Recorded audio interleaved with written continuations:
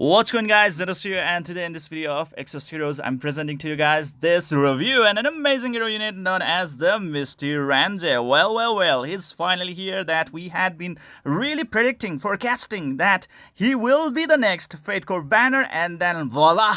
He really is. Alright, so let's discuss about him. What are the things that he's gonna offer? Is there something new, or it's just gonna be the normal copy paste? Alright, so he's a first Guardian unit, and obviously he's the Dragon Emperor Knight Warrior, and definitely he's gonna have that Wrath and the same dragon scale and stuff like that. But let's see if there is any kind of change right over there. So Misty Ramge, it says, notice Fate Core chance of Misty Ramge recruitment open. Fate Core chance of Misty Ramge and blah blah blah.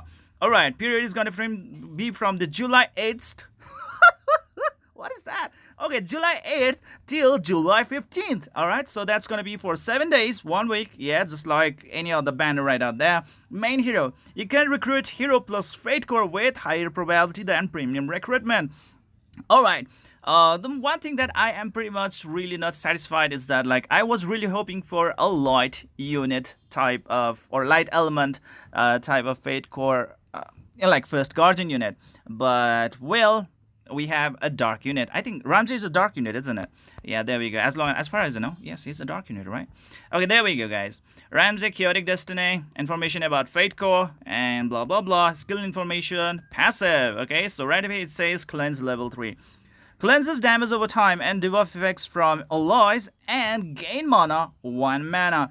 So this effect is pretty much gonna allow him to gain a really good source of mana. Alright, right over there. And guess what, guys? Gain mana 1 mana additionally if health of the target is at 20% or less when triggered, or gain 1 mana if the health of the target is at 70% or more when triggered. So whenever he is actually doing this cleansing effect for the dot and the debuff effects, he's pretty much also going to gain the mana if the target, the alloy, has lesser than 20% of his max HP or 70% or more of his max HP. Okay, in that condition, he can pretty much gain 2 mana at a time. So that is really cool. This will really allow Ramge to keep on stacking up a lot of mana ASAP, and that means he can pretty much channel his special skills, or let's say active skills, more frequently. Okay, now here we go. The first Guardian stuff. The Great One, it says, Overtime effect grants the Great One mark to the 4 highest attack hero in the same row as self. If an ally with the Great One mark is attacked, it grants the Dragon's Blood mark only once per turn, excludes the damage from Wrath. Okay, so there we go, that is it. Pretty much like like getting the damage from the Wrath pretty much will not trigger any kind of Dragon Blood effect. So that's what it's trying to say. Okay, and the Dragon Blood effect right over here. If the marked target is attacked again while the mark is activated, gain Dragon Blood +1 up to 7 stacks. So there we go, guys. If you have a lot of stacks, then definitely your Wrath damage and your Dragon Scale shield is definitely going to be awesome. If the mark target doesn't take a hit for 2 turns, lose all Dragon Blood marks. So this is one of the best way to counter the Dragon Blood mark effect, because like if you keep on attacking the same unit over and over again who is a Dragon Emperor Knight, alright, or let's say the Dragon Knight, then definitely it's not going to end up well for you guys. Okay, so don't do that. If you really just want to make sure that the opponent pretty much loses all those Dragon Blood marks, just don't touch them, okay, for 2 turns. Rat damage, guys. Once every turn when attacked, allied marked with Dragon Blood will counter, dealing 50% damage for every Dragon Blood mark on them. Yes, you heard me right. 7 times 50, that's gonna be 350% damage. Wow, in total, with the rat damage every time they get attacked. Okay, and that's that, guys. It looks really cool right over there, and that's awesome. A dragon skill right over here. Once every turn, upon taking damage, if you actually take the damage, grant a barrier of 100% of own defense for each Dragon Blood mark to all Dragon Blood marked allies for 10 turns. Remember that the Great One mark that is actually bestowed to up to 4 highest attack hero in the same row as self, they are actually gonna also stack up on those Dragon Blood marks. Okay, and if they have Dragon Blood mark on them at the time when the first Guardian unit was attacked, it pretty much will bestow the barrier to them as well for freaking 10 turns. And that is the reason why the first Guardian units are so good at defending not only themselves but even for the teammates. Alright, especially if you have the health sharing type of hero units like let's say Garf. Oh my god, things could be even much better, okay? Because like in that case, the Garf is gonna take the damage in behalf because he shares the health with his allies, right? So in that case, if he actually keeps on taking the I'm like he will also take the damage when you actually try to hit the another opponent. Okay, in that case, what's going to happen is that the opponent Garf is also gonna keep on stacking up a lot of Dragon Blood Mark. So there we go, guys, and that is the benefit right over there. So yeah, that is the really good combo right over there. And guess what, guys? The passive is finished. That means this first Guardian effect is pretty much a bare copy paste. There's not a lot of like improvements right over there, but anyways, that's all there is to it, guys. Just a copy paste of the first Guardian skill. The Dragon Blood, the Dragon Wrath, the Dragon Scale, you know, the Great One, those 4 effects of the first Guardians. Yes, that's pretty much it.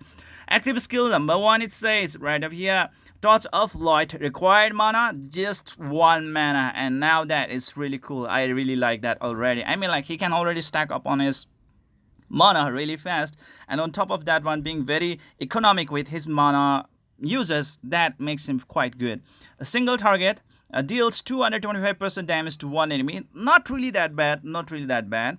Special afflicts target with the nullify heal for 12 turns. Cannot be removed. Wow, this debuff cannot be removed, first thing, and this thing is definitely going to be very helpful, especially for the UP labyrinth, or let's say the mage, okay? Because in that case, being able to nullify the heal effect, meaning like the opponents will not be able to heal anymore, that's going to be very helpful, guys, especially when you are looking forward for a very long due battle, okay?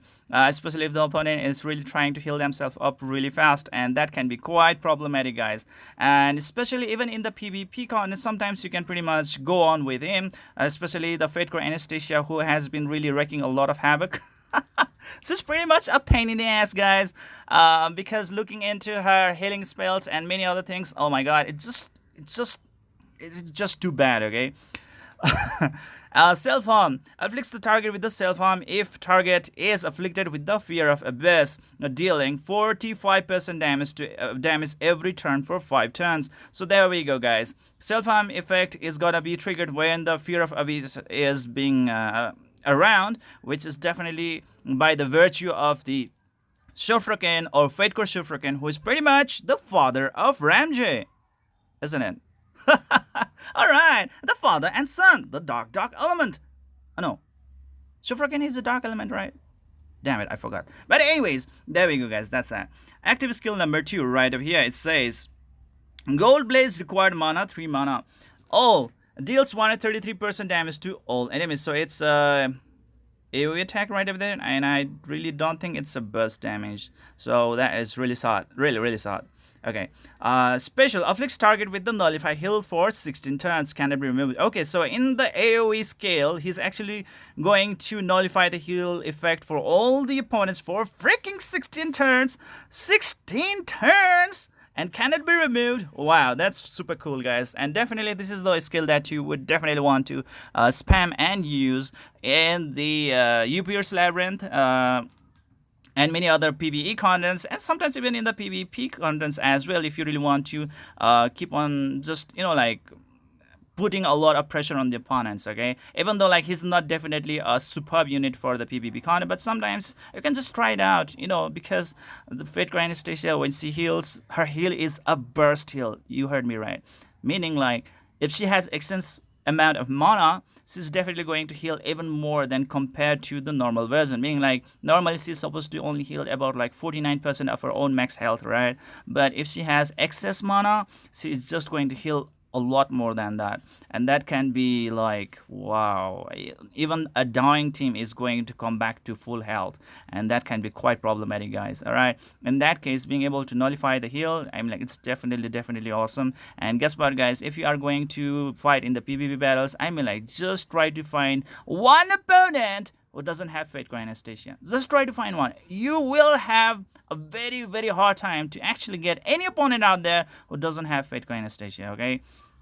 So that is the thing right over there. So if you just want to put a little bit of pressure on the opponents, especially as he can pretty much also like have a good synergy with Shufrakan, being able to take the advantage of the fear of the abyss, and like afflict with that self harm, so that the opponents, even if they are saved by the Tranquil Mark effect, they will stay down. In that case, it's going to be quite helpful, as well as you know that Fate Core Battery is also one of the most frequently used unit in the PvP contents, or whether it be the battery or the Fate Core Battery, okay? Whoever it is, the Tranquil Mark effect is just too good for the PvP content, because it just gives you one more shot, okay? It just gives you one more chance to just stay in the battle and just rage on. And thanks to Fate Core Anastasia, even if the life of a certain, like ally is like very low, she can pretty much heal them back to full health without any problem at all if she has a burst type of healing spell being lying around. So there we go, guys, and that can be really, really problematic, especially if you have to fight against those kind of teams.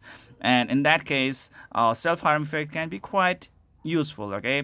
In general case, I would definitely not really advise him to use in the PvP con, but just for um, like a testing, okay? Just test him out, just try him out, okay? There we go. That's all I have to really say to you guys. Anyways, precautions right over here. Misty Ramge is a black rated Fate Core. The probability of recruit Misty Ramge is 0.7% chance in Fate Core chance up. All right, there we go, guys. 0.7% chance. Nice. That looks really good. Obviously, he's a black Fate Core, and luckily, he's not a blue Fate Core, or else the chance would have been 0.5%.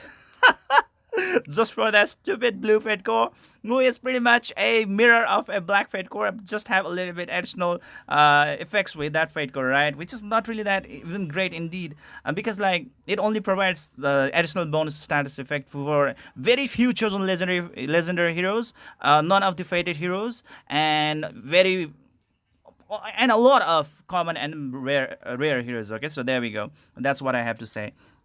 Anyways, right over here we can see that earned 1 recruitment mileage when you recruiting heroes 11 times. In order to achieve a definite recruit of this hero unit, you must acquire 19 core mileages. Okay, now it is quite worth it. I mean, like, now it's justified, right?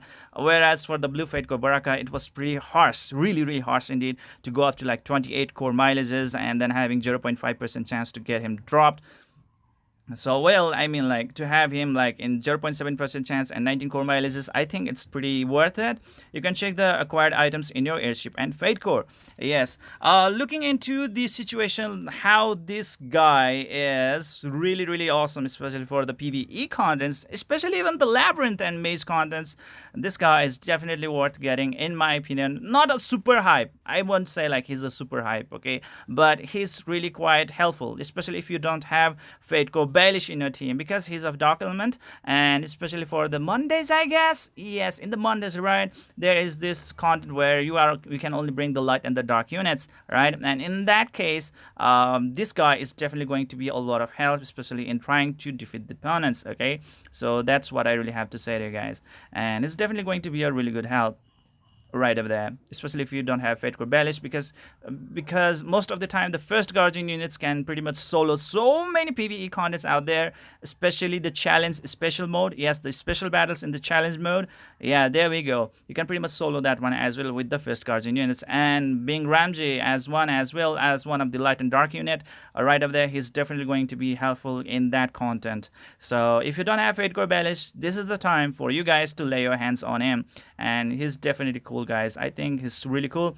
But the thing is that, like, should I really pull on him or not? Let me know in the comment section below. What do you guys think? Should I really pull on him? That you earn core mileages are initialized at the end of the chance event. Okay, so there we go, guys. That's it. Anyways, I would be really looking forward for your views, your feedbacks, and your comments right out there. And depending upon that one, I will definitely consider pulling him or may not consider pulling him. Looking into his artwork, he definitely looks better. I think he definitely can be a husbando for so many players out there. So it's really up to you what you really want to say. But he looks really elegant in my opinion. And there we go. So that's the Fate Core Ramge, guys. Pretty much a copy-paste of the previous Ramge plus just first Guardian stats. I mean, like first Guardian effects, and that's all there is to it. No additional skill changes, no additional passive effect. So there we go, guys. He's just our black Fate Core as well, and well, he's not coming up as a blue Fate Core. That means like it's pretty good. It's pretty good. 0.7% chance to get dropped, and having that 19 like 19 multis of PD summons, so that is, I think, quite fair. If you don't have Fate Core Baelish, this is the time to pull him up. Okay, so there we go. So this is it for today, guys. I hope you enjoyed this video. Please don't forget to hit the like and subscribe button to keep on enjoying the contents of my channel. See you guys in the next video.